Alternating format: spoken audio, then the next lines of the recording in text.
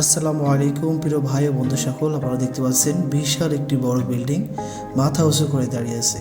আপনাদেরকে আজকে দেখাবো একটি ভুতুড়ে বাড়ি যেটা অবস্থান করছে সাতক্ষীরা জেলাতে।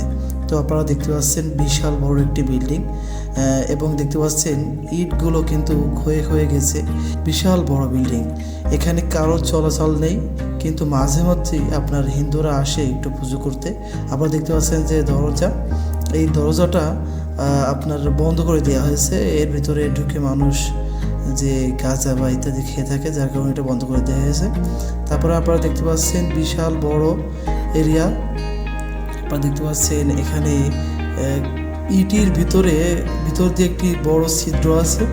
এই ছিদ্র দিয়ে কিন্তু আমরা দেখার চেষ্টা করছি যে আসলে ভিতরে কী আছে, কিন্তু দুঃখজনক হলো সত্য যে ভিতরে কিছু দেখা যাচ্ছে না, এমন বিদঘুটে অন্ধকার।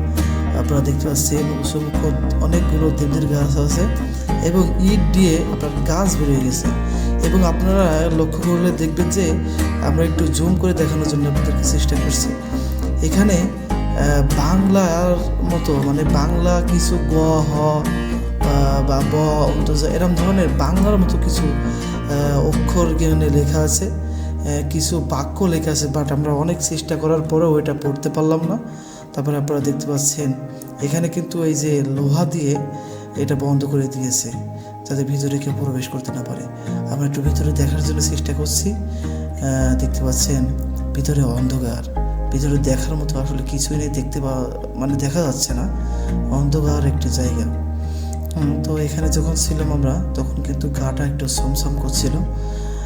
অনেক পুরাতন ইট এখানে আছে, সেগুলো আপনার নোনা ধরে খেয়ে গেছে। এখনও কিন্তু এই বিল্ডিংটা এখানে মাথা উঁচু করে দাঁড়িয়ে আছে। আরও অনেক এরিয়া নিয়ে কিন্তু এই বিল্ডিংটি ছিল, কিন্তু আস্তে আস্তে সেগুলো ভেঙে একেবারে নস্যাৎ হয়ে গেছে। আপনারা দেখতে পাচ্ছেন এটা হচ্ছে গেট, এটাও ছিল একটা গেট, কিন্তু এটা ভেঙে চলে গেছে। আর এই দেখতে পাচ্ছেন পুরো বিল্ডিংটা, মানে অসাধারণ একটা জায়গা, ভুতুড়ে একটা জায়গা। ধন্যবাদ সবাইকে, আসসালামু আলাইকুম।